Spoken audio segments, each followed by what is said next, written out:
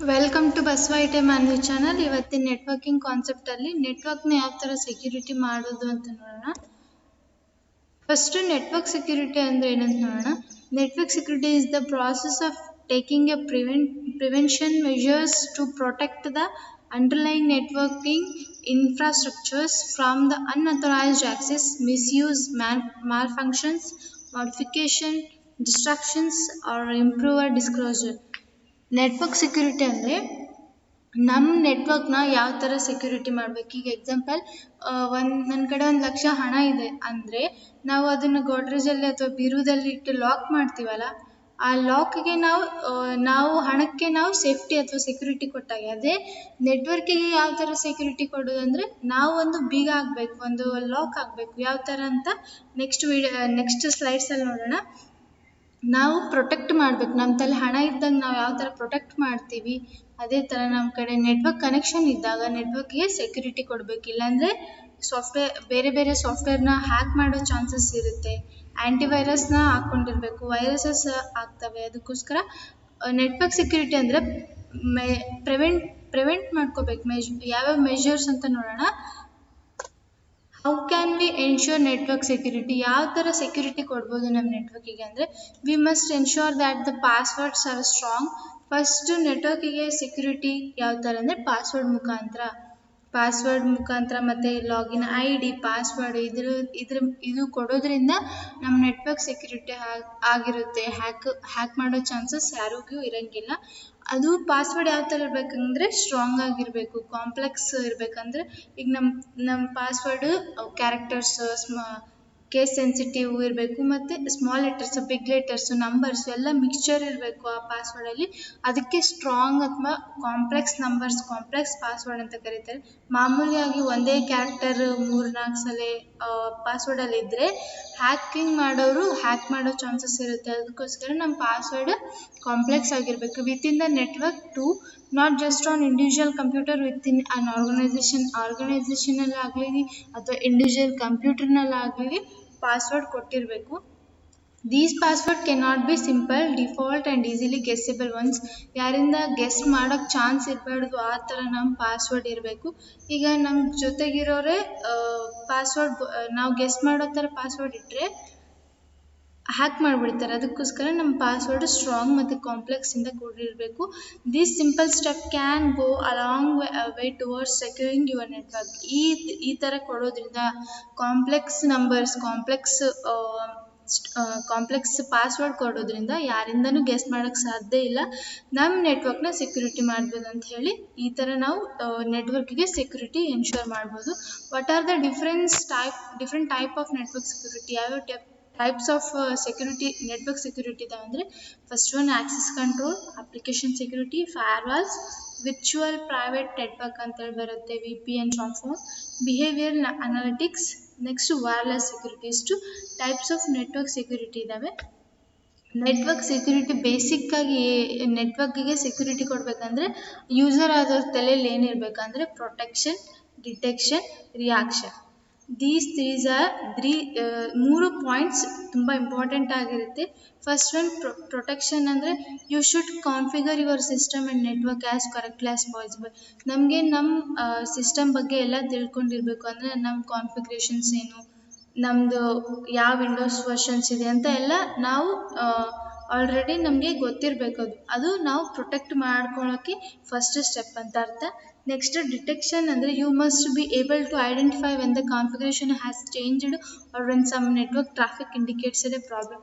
ಏನಾದರೂ ಈಗ wifi connection ಮಾಡಬೇಕು ಅಂತ ನಮ್ಮ ಸಿಸ್ಟಮ್ಗೆ ಬೇರೆಯವರಿಂದ ಹಾಟ್ಸ್ಪಾಟ್ ಕನೆಕ್ಟ್ ಮಾಡ್ಕೋಬೇಕಂತಾಗ ನಮ್ಮ ವೈಫೈ ಕನೆಕ್ಷನ್ ಆಗ್ತಿರೋದಿಲ್ಲ. ಯಾಕಂತ ಸೆಟ್ಟಿಂಗಲ್ಲಿ ಹೋಗಿ ನಾವು ನೋಡಬೇಕು ಯಾಕೆ ಕನೆಕ್ಟ್ ಆಗ್ತಿಲ್ಲ. ಅದ್ರದ್ದು ನಾವು ಐಡೆಂಟಿಫೈ ಮಾಡೋಕ್ಕೆ ಬೇಸಿಕ್ ನಾಲೆಜ್ ಇರಬೇಕು. ನೆಕ್ಸ್ಟ್ ಪಾಯಿಂಟ್ ರಿಯಾಕ್ಷನ್ ಅಂದರೆ after identifying problem quickly you must respond to them and return to a safe state rapidly as much as possible. ಅಂದರೆ ನಾವು ಪ್ರೊಟೆಕ್ಟ್ ಮಾಡಿದ್ವಿ ಅಂದರೆ ಕಾನ್ಫಿಗರೇಷನ್ ಎಲ್ಲ ಗೊತ್ತು, ಡಿಟೆಕ್ಟ್ ಮಾಡಿದ್ವಿ ಅಂದರೆ ಆ ಪ್ರಾಬ್ಲಮ್ನು ನಾವು ಡಿಟೆಕ್ಟ್ ಮಾಡಿದ್ಮೇಲೆ ರಿಯಾಕ್ಟ್ ಮಾಡಬೇಕು. ಆ ಪ್ರಾಬ್ಲಮ್ಗೆ ನಾವು ಡಿಟೆಕ್ಟ್ ಮಾಡಿದ್ಮೇಲೆ ರಿಯಾಕ್ಟ್ ಮಾಡಬೇಕು. ರಿಯಾಕ್ಟ್ ಯಾವ ಥರ ಅಂದರೆ ಯಾಕೆ ಆ ಪ್ರಾಬ್ಲಮ್ ಆಗ್ತಿದೆ, ಹೈಲಿ ಕ್ವಾಲಿಫೈಡ್ ಇರೋರ ತಲ್ಲಿ ಹೋಗ್ಬೇಕು. ಏನಾದರೂ ಇದ್ರ ಬಗ್ಗೆ ಗೊತ್ತಿಲ್ಲ ಅಂದರೆ ಕ್ವಿಕ್ ಆ್ಯಕ್ಷನ್ ತೊಗೋಬೇಕು, ಇಲ್ಲಾಂದರೆ ನಮ್ಮ ಸಿಸ್ಟಮ್ ಅಥವಾ ನಮ್ಮ ನೆಟ್ವರ್ಕ್ ಹ್ಯಾಕ್ ಆಗೋ ಚಾನ್ಸಸ್ ಇರುತ್ತೆ. Next one achieving network security. ಯಾವ ಥರ ನಮ್ಮ ನೆಟ್ವರ್ಕ್ ಸೆಕ್ಯೂರಿಟಿನ ಅಚೀವ್ ಮಾಡ್ಬೋದು. ಇಂಟರ್ನ್ಯಾಷನಲ್ ಟೆಲಿಕಮ್ಯುನಿಕೇಷನ್ ಯೂನಿಯನ್ ಅನ್ನೋ ಸಂಸ್ಥೆಯಿಂದ ಇನ್ ಇಟ್ಸ್ ರೆಕಮೆಂಡೇಶನ್, ಇವ್ರ ರೆಕಮೆಂಡೇಶನಿಂದ on security architecture X800 has defined certain mechanism to bring the standardization in methods to achieve network security. ITU ಅವರು ರೆಕಮೆಂಡೇಶನಿಂದ ಈ ಥರ ಮೆಕ್ಯಾನಿಸಮ್ಸ್ ಕೊಟ್ಟಿದ್ದಾರೆ. First one encryptment, digital signature. Encryptment ಅಂದರೆ ಏನು ಅಂದರೆ these mechanism provides the data confidentiality services by transforming data into not readable forms. For example ಆರ್ಮೀಸಲ್ಲಿ ಈಗ ಒಂದು ಡೇಟಾನ ಇನ್ನೊಬ್ಬರಿಗೆ ಅದೇ ಆರ್ಮೀಸಲ್ಲಿ ಕೆಲಸ ಮಾಡೋರು ಒಂದು ಡೇಟಾನ ಟ್ರಾನ್ಸ್ಫರ್ ಮಾಡಬೇಕಾದ್ರೆ ಅವರು ಡಿಕ್ರಿಪ್ಟೆಡ್ ಫಾರ್ಮ್ಯಾಟಲ್ಲಿ ಬರೆದಿರ್ತಾರೆ. ಯಾರಿಗೂ ತಿಳಿದೇ ಇರೋ ಫಾರ್ಮ್ಯಾಟಲ್ಲಿ ಬರೆದಿರ್ತಾರೆ. ಸೆಂಡ್ ಮಾಡೋರಿಗೆ ರಿಸೀವ್ ಮಾಡೋರ್ಗೆ ಅಷ್ಟೇ ಅರ್ಥ ಆಗಬೇಕು. ಇಂಟರ್ಮೀಡಿಯೇಟರ್ ಮೀಡಿಯೇಟರ್ ಅವ್ರಿಗೆ ಏನು ಅರ್ಥ ಆಗಲಾರ ಫಾರ್ಮ್ಯಾಟಲ್ಲಿ ಬರೆದಿರ್ತಾರೆ. ಫಾರ್ ಎಕ್ಸಾಂಪಲ್ ಹಲೋ ಅಂತ ಹಲೋ ಅಂತ ಸೆಂಡ್ ಮಾಡಬೇಕು ಅಂದಾಗ ಅವರು ಬೇರೆ ಫಾರ್ಮ್ಯಾಟಲ್ಲಿ ಸೆಂಡ್ ಮಾಡ್ತಾರೆ, ಯಾರಿಗೂ ಗೊತ್ತಾಗಬಾರ್ದು, ರಿಸೀವರ್ಗಷ್ಟೇ ಆ ಮೆಸೇಜ್ ಅರ್ಥ ಆಗಬೇಕು. ಆ ಥರ ಆರ್ಮೀಸಲ್ಲಿ ಕೆಲಸ ಆಗುತ್ತೆ. ಅದೇ ಥರ ಎನ್ಕ್ರಿಪ್ಟ್ಮೆಂಟ್ ಅಂದರೆ ಯಾರಿಗೂ ಗೊತ್ತಾಗ್ಲಾರ್ದಿರೋ ಫಾರ್ಮ್ಯಾಟಲ್ಲಿ ನಾವು ನಮ್ಮ ಪಾಸ್ವರ್ಡ್ ಕೊಡಬೇಕು. ನೆಟ್ವರ್ಕ್ ಸೆಕ್ಯೂರಿಟಿ ಬೇಕಂದರೆ ನಮಗೆ ಅರ್ಥ ಆಗೋ ರೀತಿಯಲ್ಲಿ ಮಾತ್ರ ಪಾಸ್ವರ್ಡ್ ಕೊಟ್ಟಿರಬೇಕು. ಅದು not readable form,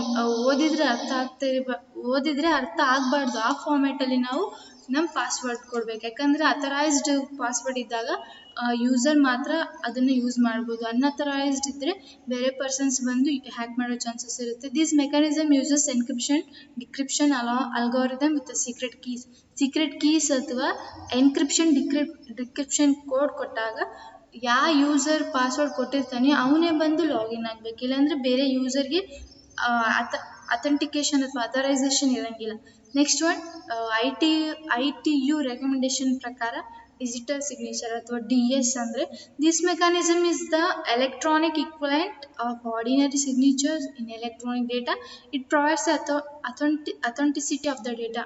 digital signature ಮಾಮೂಲಿ ಸಿಗ್ನೇಚರ್ ಮಾಡಿದರೆ ಯಾರಾದರೂ ಕಾಪಿ ಮಾಡೋರು ಇರ್ತಾರೆ, ಅದಕ್ಕೋಸ್ಕರ ಡಿಜಿಟಲ್ ಸಿಗ್ನೇಚರ್ ಮಾಡಿದರೆ ಯಾರಿಗೂ ಅದನ್ನು ಕಾಪಿ ಮಾಡೋ ಚಾನ್ಸಸ್ ಇರೋದಿಲ್ಲ. ಅದಕ್ಕೋಸ್ಕರ ITU ಅವರು ಅಂದರೆ ಇಂಟರ್ನ್ಯಾಷನಲ್ ಟೆಲಿಕಮ್ಯುನಿಕೇಷನ್ ಯೂನಿಯನ್ ಅವ್ರ ಪ್ರಕಾರ ಡಿಕ್ರಿಪ್ಷನ್ ಕೋಡ್ ಇರಬೇಕು ಅಥವಾ ಪಾಸ್ವರ್ಡ್ ಇರಬೇಕು, ಡಿಜಿಟಲ್ ಸಿಗ್ನಲ್ ಕಂಪಲ್ಸರಿ ಅಂತ ಈ ಫಾರ್ಮೆಟಲ್ಲಿ ಹೇಳಿದ್ದಾರೆ.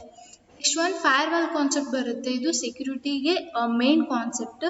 Firewall is a network security device that monitors incoming and outgoing network traffic and decide whether to allow or block specific traffic based on the defined set of security rules. ಈ firewall ಅಂದರೆ wall ಅಂದ್ರೇನು ಗೋಡೆ. ಈಗ ಗೋಡೆ ಸಿಸ್ಟಮ್ಗೆ ನಾವು ತಡೆಗೋಡೆ ಮಾಡ್ದಂಗೆ, ಅದಕ್ಕೋಸ್ಕರ ಫೈರ್ವಾಲ್ ಏನಾದರೂ ವೈರಸ್ ಬಂದಾಗ ಇದು ತಡೆಯಾಗಿ ನಿಲ್ಲುತ್ತೆ ಸೆಕ್ಯೂರಿಟಿ ಕೊಡೋಕ್ಕೆ ನಮ್ಮ ನೆಟ್ವರ್ಕಿಗೆ. ಅದಕ್ಕೋಸ್ಕರ ಫೈರ್ವಾಲ್ ಅಂತ ಹೆಸರಿಟ್ಟಿರ್ಬೋದು. ದ ಫೈರ್ವಾಲ್ ಇದು ಒಂದು ನೆಟ್ವರ್ಕ್ ಸೆಕ್ಯೂರಿಟಿ ಡಿವೈಸಸ್ಗೆ ಒಂದು ನೆಟ್ವರ್ಕ್ ಸೆಕ್ಯೂರಿಟಿ, ಹಾರ್ಡ್ವೇರ್ಗಾಗಲಿ ಸಾಫ್ಟ್ವೇರ್ಗಾಗಲಿ ಎರಡಕ್ಕೂ ಆಗಲಿ ಇದು ನೆಟ್ವರ್ಕಿಗೆ ಸೆಕ್ಯೂರಿಟಿ ಕೊಡುತ್ತೆ. ಇದು ಒಂದು ಡಿವೈಸ್, ಸೆಕ್ಯೂರಿಟಿ ಡಿವೈಸ್. ಈ ನೆಟ್ವರ್ಕ್ ಏನು ಮಾಡುತ್ತೆ ಅಂದರೆ ಇನ್ಕಮ್ ಮತ್ತು ಔಟ್ ಗೋಯಿಂಗ್ ನೆಟ್ವರ್ಕ್ ಟ್ರಾಫಿಕ್ನ ಹಿಡ್ಕೊಳ್ಳೋ ಕೆಪಾಸಿಟಿ ಇರುತ್ತೆ. ಗೋಡೆಗೆ ಯಾವ ಥರ ಎಷ್ಟೇ ಭಾರ ಹಾಕಲಿ ತಡ್ಕೊಳ್ಳುತ್ತೆ, ಅದೇ ಥರ ಈ ಫೈರ್ವಾಲ್ಗೆ ಇನ್ಕಮಿಂಗ್ ಮತ್ತು ಔಟ್ ಗೋಯಿಂಗ್ ಬ್ಲಾಕ್ಸ್ ಅಥವಾ ಟ್ರಾಫಿಕ್ ಜಾಮ್ಸ್ ಅಥವಾ ವೆದರ್ ಬ್ಲಾಕೇಜ್ ಏನಾದರೂ ಇದ್ದಾಗ ಇದು ತಡೆ ಹಿಡಿಯುತ್ತೆ. ಅದಕ್ಕೋಸ್ಕರ ಫೈರ್ವಾಲ್ ಅಂತೇಳಿ ಹೆಸರಿಟ್ಟಿರ್ತಾರೆ.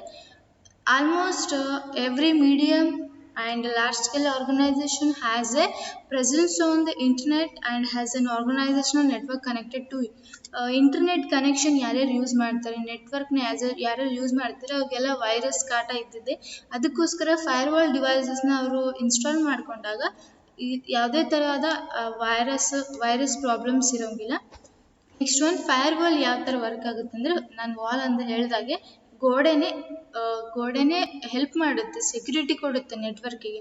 ಇದು ಪಬ್ಲಿಕ್ಗೆ ಯಾವ ಥರ ಮತ್ತು ಪ್ರೈವೇಟ್ಗೆ ಯಾವ ಥರ ಅಂತ ನೋಡೋಣ. ಪ್ರೈವೇಟ್ಗೆ ಟ್ರಸ್ಟ್ ಇರುತ್ತೆ, ಅಂದರೆ ನಂಬಿಕೆ ಇರುತ್ತೆ, ಯಾರೂ ಕನೆಕ್ಟ್ ಮಾಡ್ಕೊಳ್ಳಲ್ಲ ಅಂಥೇಳಿ. ಅದೇ ಪಬ್ಲಿಕ್ಕಲ್ಲಿ ಇನ್ಸ್ಟಾಲ್ ಮಾಡಿದಾಗ ಪಬ್ಲಿಕ್ಕಲ್ಲಿ ಇಟ್ಟಾಗ ಅದು ಜಾಸ್ತಿ ಜನ ಬಳಸ್ತಾರೆ. ಅದಕ್ಕೋಸ್ಕರ ವೈರಸ್ ಅಟ್ಯಾಕ್ ಆಗೋ ಚಾನ್ಸಸ್ ಇರುತ್ತೆ. ಅದಕ್ಕೋಸ್ಕರ ಫೈರ್ವಾಲ್ ಡಿವೈಸಸ್ನ ನಾವು ಇನ್ಸ್ಟಾಲ್ ಮಾಡಿದಾಗ ಈ ಥರ ತಡೆಗೋಡಾಗಿ ನಿಂದಿರುತ್ತೆ. ಇಲ್ಲಿನೂ ಫೈರ್ವಾಲ್ನ ಬಳಸಿದ್ದಾರೆ, ಇಂಟರ್ನಲ್ ಮತ್ತು ಎಕ್ಸ್ಟರ್ನಲ್ ಫೈರ್ವಾಲ್ ಅಂತ ಹೇಳಿ. ನಮ್ಮ ಸಿಸ್ಟಮ್ಗೆ ನೆಟ್ವರ್ಕ್ ಕನೆಕ್ಟ್ ಇದ್ದಾಗ ಮಾತ್ರ ವೈರಸ್ ಬರೋ ಚಾನ್ಸಸ್ ಇರುತ್ತೆ. ಇಲ್ಲಿ ಇಂಟರ್ನೆಟ್ನ ಯೂಸ್ ಮಾಡಿದಾಗ may be software malicious software ಅಂತ ಕರೀತಾರೆ ವೈರಸಸ್ನ, ಅದು ನಮ್ಮ ಸಿಸ್ಟಮ್ ಅಥವಾ ನಮ್ಮ ಪಿ ಸಿಗೆ ಅಟ್ಯಾಕ್ ಆಗೋ chances through internet only. Next one network security threats ಅಂದರೆ ಪ್ರಾಬ್ಲಮ್ಸ್ ಅಂತ ಹೇಳ್ಬೋದು. ಜಾಸ್ತಿ ವೈರಸ್ ಅಟ್ಯಾಕ್ ಆಗಿದಾಗ ನಮ್ಮ ಮೊಬೈಲ್ ಅಥವಾ ನಮ್ಮ ಲ್ಯಾಪ್ಟಾಪ್ ಹ್ಯಾಂಗ್ ಆಗೋದಾಗಿರಲಿ, ಸ್ಟ್ರಕ್ ಆಗೋದಾಗಿರಲಿ, ನಮ್ಮ ಪರ್ಸ್ನಲ್ ಡೀಟೇಲ್ಸ್ ಅಥವಾ ಡೇಟಾಸ್ನ ಹ್ಯಾಕ್ ಮಾಡೋ ಚಾನ್ಸಸ್ ಇರುತ್ತೆ ಹ್ಯಾಕರ್ಸಿಂದ. ಅದು ಯಾವ ಥರ ಅಂತ ನೋಡೋಣ. First some of the most common threats ಯಾವು? Malware, virus, spyware, adware, Trojan horse, swarms, phishing. ಇವೆಲ್ಲ ಥ್ರೆಟ್ಸ್ ಅಥವಾ ವೈರಸಸ್, ಟೈಪ್ಸ್ ಆಫ್ ವೈರಸಸ್ ಅಂತಲೂ ಹೇಳ್ಬೋದು. Keep all the software updated. First ವೈರಸ್ಸಿಂದ ನಾವು ಹಿಂದೆ ಇರಬೇಕು. ಅಂದರೆ ವೈರಸ್ ನಮಗೆ, ನಮ್ಮ ಸಿಸ್ಟಮ್ಗೆ, ನಮ್ಮ ಪಿ ಸಿಗೆ ಅಟ್ಯಾಕ್ ಆಗಬಾರ್ದು ಅಂದರೆ ನಾವೇನು ಮಾಡಬೇಕು? Keep all software updated. Update version ಕೊಟ್ಟಾಗೆ ನೋಟಿಫಿಕೇಶನ್ ಕೊಡುತ್ತೆ, ಅಪ್ಡೇಟ್ ವರ್ಷನ್ ಬಂದಿದೆ ನಿಮ್ಮ ಸಿಸ್ಟಮ್ಗೆ ಅಂತ. ಅವಾಗ ನಾವು ಅಪ್ಡೇಟ್ ಮಾಡ್ತಾನೆ ಇರಬೇಕು. Keep all software updated. ಎಲ್ಲ ಸಾಫ್ಟ್ವೇರ್ ಅಪ್ಡೇಟ್ ಇರಬೇಕು. ಜೆನ್ವಿನ್ ಸಾಫ್ಟ್ವೇರ್ಸ್ ಇದ್ದಾಗ ಮಾತ್ರ ಚೆನ್ನಾಗಿರುತ್ತೆ. As those update alerts can be, they are vital to your network health. ನಮ್ಮ ನೆಟ್ವರ್ಕ್ ಹೆಲ್ತ್, ನಮ್ಮ ಮನುಷ್ಯನ ಹೆಲ್ತ್ ಯಾವ ಥರ ಕೆಟ್ಟದಿದ್ರೆ, ಈಗ ವೈರಸ್ ಬಂದರೆ ಅನಾರೋಗ್ಯಕ್ಕೀಡಾಗ್ತಾನೆ, ಅದೇ ಥರ ನಮ್ಮ ನೆಟ್ವರ್ಕು ಅನ್ಹೆಲ್ದಿ ಆಗಿದ್ದರೆ ವೈರಸ್ ಬಂತಂತಲೇ ಅರ್ಥ. ಅದಕ್ಕೋಸ್ಕರ ನಮ್ಮ ನೆಟ್ವರ್ಕ್ನ ಹೆಲ್ತಿ ಆಗಿಡಬೇಕು. ಯಾಕಂದರೆ ನಮ್ಮ ಸಾಫ್ಟ್ವೇರ್ನ ಅಪ್ಡೇಟ್ ಮಾಡಿದರೆ ನಮ್ಮ ನೆಟ್ವರ್ಕ್ ಹೆಲ್ತಿ ಆಗಿರುತ್ತೆ. From antivirus software to computer operating system, ensure your software is updated. ಆ್ಯಂಟಿವೈರಸ್ನ ಯೂಸ್ ಮಾಡೋದ್ರಿಂದ ನಮ್ಮ ಸಾಫ್ಟ್ವೇರ್ಗೆ ಯಾವುದೇ ಥರ ವೈರಸ್ ಅಟ್ಯಾಕ್ ಆಗೋ ಚಾನ್ಸಸ್ ಇರೋದಿಲ್ಲ. When a new version of software is released, their version usually included fixes for security. ಈಗ new version, Windows 10 versions update your version ಅಂತೇಳಿ ನೋಟಿಫಿಕೇಶನ್ ಬರುತ್ತೆ. ಅವಾಗ ನಾವು ನಾವು ಸಾಫ್ಟ್ವೇರ್ನ ಅಪ್ಡೇಟ್ ಮಾಡಿದಾಗ ನಮ್ಮ ನೆಟ್ವರ್ಕ್ ಹೆಲ್ತಿ ಆಗಿರುತ್ತೆ, ಯಾವುದೇ ವೈರಸ್ ಬರೋ ಚಾನ್ಸಸ್ ಇರಲ್ಲ. ಆ ವರ್ಷನ್ ಜೊತೆಗೆ ಆ್ಯಂಟಿವೈರಸ್ ಸೆಕ್ಯೂರಿಟಿ ಕೊಟ್ಟಿರ್ತಾರೆ. Manual software updates can be time consuming. Manually ನಾವೇ ಸಾಫ್ಟ್ವೇರ್ನ ಅಪ್ಡೇಟ್ ಮಾಡಬೇಕಾದ್ರೆ ಟೈಮ್ ಕನ್ಸ್ಯೂಮ್ ಆಗುತ್ತೆ. ಆಟೋಮೆಟಿಕ್ಕಾಗಿ ಸಾಫ್ಟ್ವೇರ್ ಅಥವಾ MS ಅವ್ರ ಕಡೆಯಿಂದನೇ ವರ್ಷನ್ಸ್ ಅಪ್ಡೇಟ್ ಅಂತ ಕೊಟ್ಟಾಗ ಅದು ಟೈಮ್ ಕನ್ಸ್ಯೂಮ್ ಆಗಲ್ಲ. Use automatic software updates for many programs as possible. Software update notification ಬಂದಾಗ, ಅಲರ್ಟ್ಸ್ ಬಂದಾಗ, ರಿಮೈಂಡರ್ಸ್ ಬಂದಾಗ ನಾವು ಅದನ್ನು ಅಪ್ಡೇಟ್ ಮಾಡಿದಾಗ ನಮ್ಮ ನೆಟ್ವರ್ಕ್ ಹೆಲ್ತ್ ಆಗಿರುತ್ತೆ. ಅಪ್ಡೇಟ್ ಮಾಡಿಲ್ಲ ಅಂದರೆ ಸ್ಟ್ರಕ್ ಅಥವಾ ಹ್ಯಾಂಗ್ ಆಗೋ ಚಾನ್ಸಸ್ ಇರುತ್ತೆ. ನೆಕ್ಸ್ಟು ಸ್ಟ್ಯಾಂಡರ್ಡೈಸ್ ಸಾಫ್ಟ್ವೇರ್ನ ನಾವು ಪರ್ಚೇಸ್ ಮಾಡಬೇಕು. Keep your system protecting by standardising software. Ensure that users cannot install software on the system without approval ಇಲ್ಲಾರ್ದ ಸಾಫ್ಟ್ವೇರ್ನ ನಾವು ಡೌನ್ಲೋಡ್ ಅಥವಾ ಅಪ್ಲೋಡ್ ಮಾಡಬಾರ್ದು. ಯಾಕಂದರೆ ಡೌನ್ಲೋಡ್ ಮತ್ತು ಅಪ್ಲೋಡ್ ಪ್ರಾಸೆಸ್ಸಲ್ಲಿ ನಮಗೆ ವೈರಸ್ ಅಟ್ಯಾಕ್ ಆಗೋ ಚಾನ್ಸಸ್ ಇರುತ್ತೆ. ವೈರಸ್ ಅಂದ್ರೇನು? ನಮ್ಮ ಸಾಫ್ಟ್ವೇರ್ ಅಥವಾ ನಮ್ಮ ಪ್ರೋಗ್ರಾಮ್ಗೆ ಒಂದು ಅಟ್ಯಾಚ್ ಫೈಲ್ ಬರುತ್ತದೆ virus. Not knowing what software is on your network is a huge security. Make sure that all computer use the same. ನಮ್ಮ ಸೆಕ್ಯೂರಿಟಿ ಯಾವ ಥರ ಇರಬೇಕಂದ್ರೆ operating system, browser, media player, plugins ಇವೆಲ್ಲ ಅಪ್ಡೇಟ್ ಆಗಿರಬೇಕು. Update in the sense healthy ಆಗಿದ್ದಾಗ, network health ಆಗಿದ್ದಾಗ ಯಾವುದೇ virus ಬರೋ ಚಾನ್ಸಸ್ ಇರೋಂಗಿಲ್ಲ. Thank you. Basava IT Manvi ಚಾನಲ ಸಬ್ಸ್ಕ್ರೈಬ್ ಮಾಡಿ, ಶೇರ್ ಮಾಡಿ, ಕಮೆಂಟ್ ಮಾಡಿ. Thank you.